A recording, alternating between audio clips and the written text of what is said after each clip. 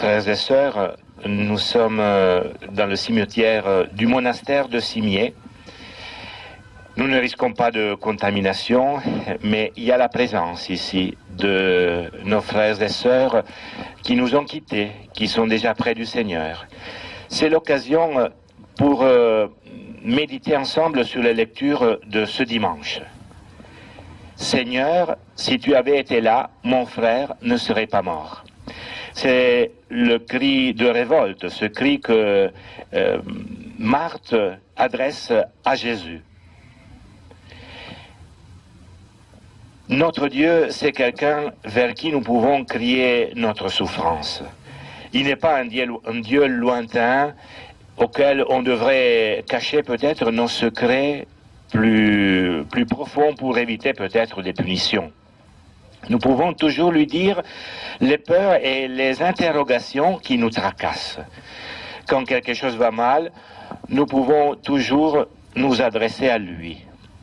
Et si nous ne savons pas prier, eh bien, nous pouvons toujours crier vers le Seigneur. La liturgie de ce dimanche nous propose le psaume 129. Des profondeurs, je crie vers toi, Seigneur. Seigneur, écoute mon appel. Que ton oreille se fasse attentive au cri de ma prière.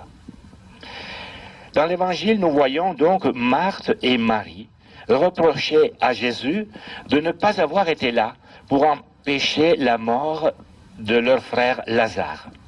Et pourtant, il avait été averti, Jésus, depuis plusieurs jours de la mort de son ami. À travers Lazare, c'est aussi la détresse de toute l'humanité qui est devant Jésus et qui est confrontée au drame de la mort. Si nous voulons comprendre quelque chose de cet évangile, il nous faut prendre en compte toutes les interrogations face à la souffrance et à la mort. Ces interrogations que nous avons, nous aussi, chacun de nous dans le cœur. La parole de Dieu de ce dimanche veut nous annoncer que Jésus est venu pour vaincre la mort et nous faire partager de sa victoire. Bien sûr, arrivé devant le tombeau de Lazare, Jésus est bouleversé d'une émotion profonde, comme chacun de nous. Jésus ressent douloureusement la mort d'un ami. Mais il n'est pas venu pour nous aider à prolonger la vie dans cette dimension terrestre. En effet, Jésus laisse que Lazare décède, mais à vaincre définitivement la mort, en nous faisant passer de ce monde au monde de Dieu, dans sa résurrection. Il sait que ce cri de révolte est un cri qui vient du fond du cœur de chacun de nous, et il veut répondre efficacement et avec amour à ce cri de douleur. Jésus, en se rendant chez Marie, Marthe, Lazare, n'entre pas tout de suite dans le village. On dirait qu'il appelle tout le monde à aller vers lui, à sortir du village.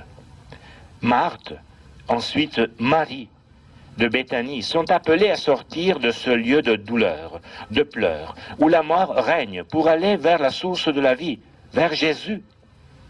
Ensuite, il fait un signe, la réanimation de Lazare, pour montrer au monde que la mort n'a aucun pouvoir sur Jésus et sur ceux qui lui appartiennent. À partir de cette page de l'Évangile, même le vocabulaire chrétien a changé. Le texte parle de celui et de ceux qui dorment, et non plus de mort. La mort, même s'il nous arrive d'employer ce mot, que nous sachions le prononcer de façon nouvelle. Jésus est la vie et la porte pour accéder à la vie éternelle. Et même notre mort ne sera que un transitus, un passage vers le Père. Cette parole n'est pas que pour le dernier jour de notre existence. Lazare, viens dehors.